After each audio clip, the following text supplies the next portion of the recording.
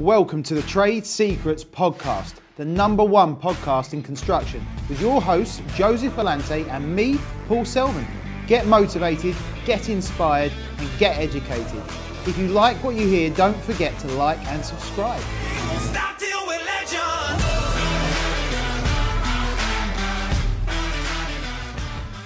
Hi everyone, my name is Paul Selman and welcome to the Trade Mastermind Trade Secrets Podcast. So today we are joined by a very special guest. He is Lewis from Swift Heating and Gas Services. Swift Heating and Gas Services. Now, Lewis has been a client of ours for nearly 2 years now. And today what we wanted to do is dig into his journey, exactly why he started with Trade Mastermind, where his business was when he started, where he got to, and what is in the future. So, Lewis, what brought you to Trade Mastermind's doors? And it was nearly 2 years ago now, if I remember first meeting you. Yeah, thanks for having me, Paul. So, about 2 years ago, I think I just see an online video. Yeah.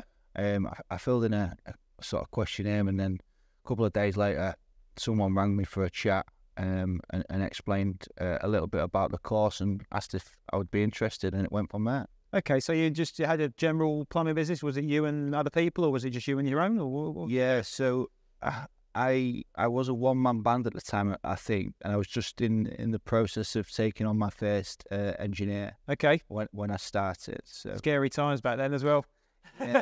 luckily for me, he's a real good guy, and he's actually still with me. Okay. And he's one of the reasons why we've done so well. He's a little bit more experienced than me, and we've both got a lot of respect for each other. So we work well together. It's good when you have that sort of partnership to run. And to be fair, I had a guy called Adrian who worked with me in the early days, and this was back. I was one of these 6-week plumbers or 6-week gas engineers that everybody hates. Yeah. When I did a little course, and then went out to fit boilers, and it was actually Adrian who I paid, I think, about £200 a day to actually come on the tools and help me learn the business. But I don't know about you, I never had the guts to kind of hire him full time because I didn't know whether I'd be able to pay him at the end of the month.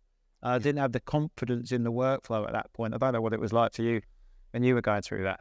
Yeah, it was something I was wary of. Essentially, I was doing sort of 10 to 12 hour days every day. I remember them. Out on weekends as well. And I didn't really have much of a life. So when Jason offered to sort of come and work for me, I kind of jumped at the chance, and it felt like a weight had been lifted off my shoulders, actually. So from there, things have just sort of progressed, and we're doing really well as a business at the moment. Okay, yeah, so from back in those early days, obviously you had your first member of staff, so then you in fact running the business model of being a man with a man. Yeah. So when you joined Trade, what was the plan? Did you have a plan in mind, or did you just want to jump?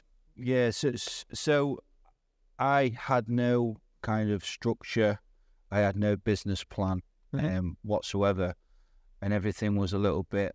It worked well, but it was a little bit erratic. Okay. So the phone was ringing at all hours. I'd work.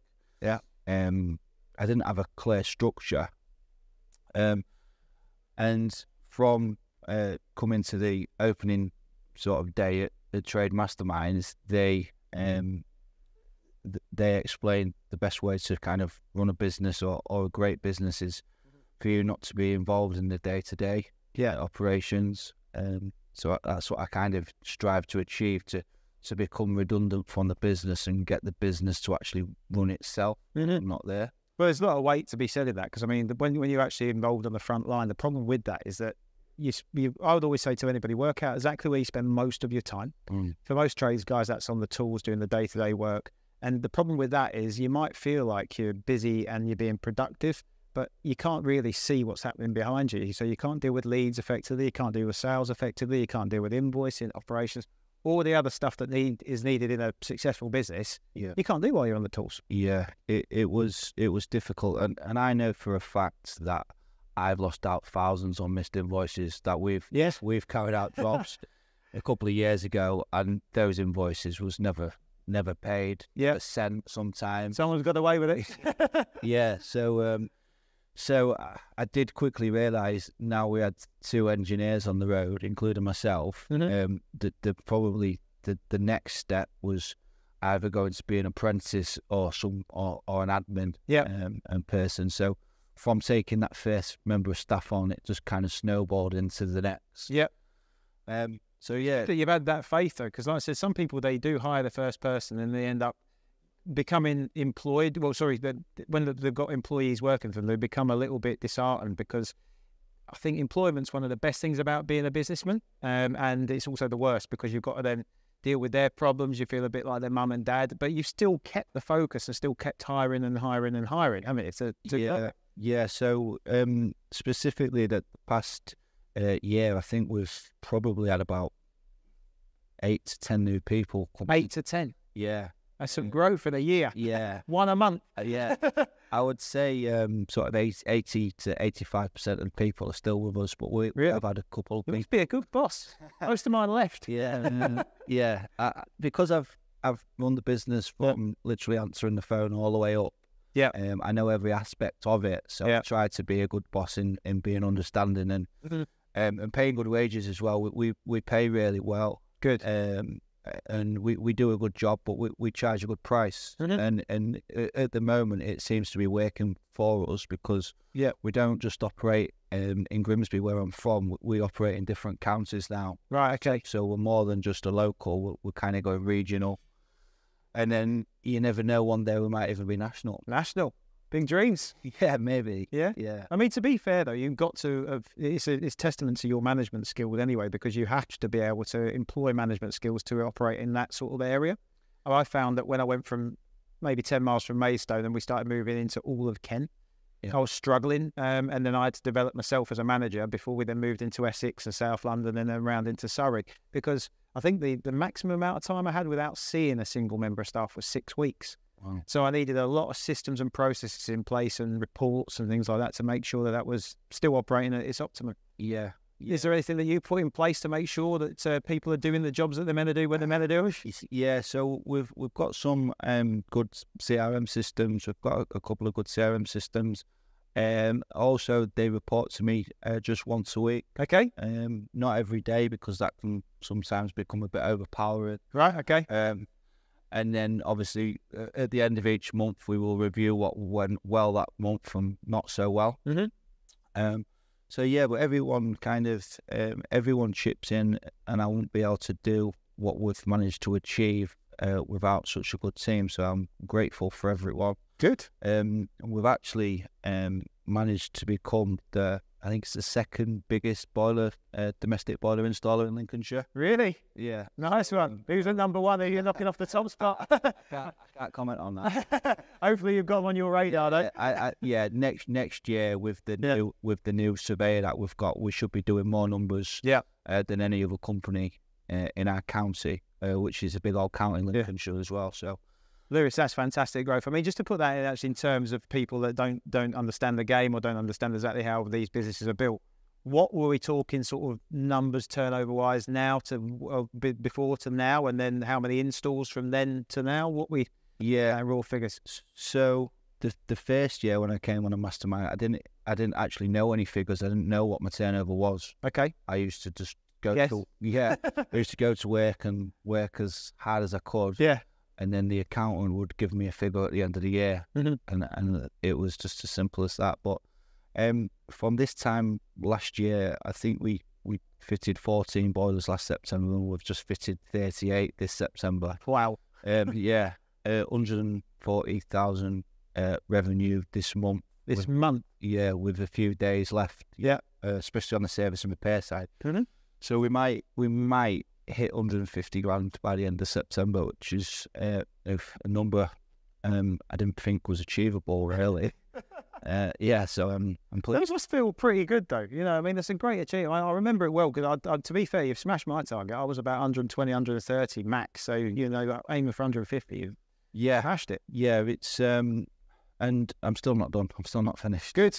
So I'm still hungry. Still working hard every day, and still trying to improve a team, improve our processes constantly. How do you keep on track with all of this? Because I remember when I was going through that growth phase, it's hard work, especially when you're a business owner on your own.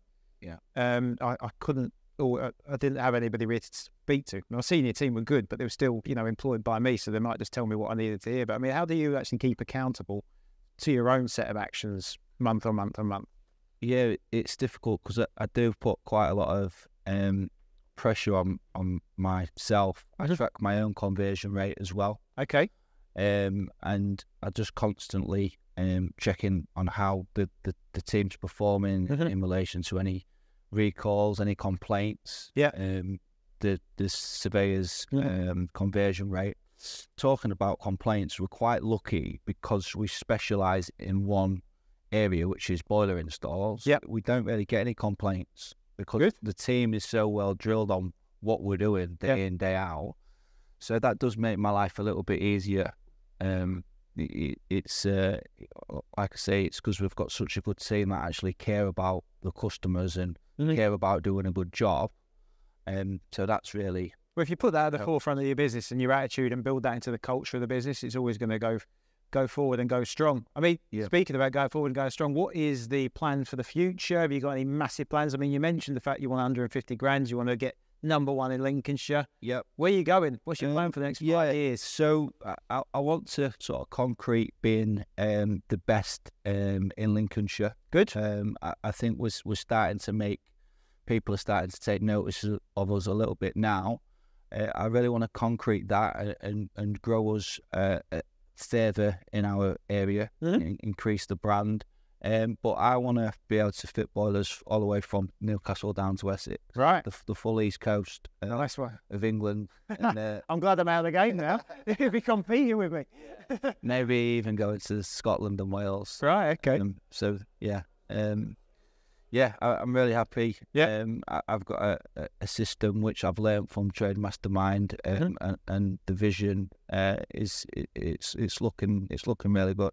Okay. Well, look, I mean, you've got some big plans there. I mean, if you were to go back 2 years and just when you were starting the program, and give yourself one bit of advice, what would that bit of advice be right at the start of this program? Just believe in the process. You've got to believe. You've got to believe, but you've also got to take action as well. You've got to hire the right people. Yeah. You can't let your fears stop you. Yeah. You've really just got to attack it. And if you attack it, then you'll achieve sort of quick results like I have. If you're a person that's constantly sat on the fence and constantly worrying, then it's probably not the right program for you. But if you do want to sort of give it 100%, then you will get the rewards on the other side. I Fantastic. Think. Well, look, I mean, your business growth has been absolutely monumental. I mean, the trajectory that you've been on has been incredible. So we've really enjoyed having you on the program. I'm really glad that's worked for you. And thank you for coming on the podcast. So if you've enjoyed this episode of the Trade Secrets podcast, if you would click the link below to like and subscribe, and we'll see you for future episodes. Welcome to the Trade Secrets podcast, the #1 podcast in construction, with your hosts Joseph Valante and me, Paul Selman.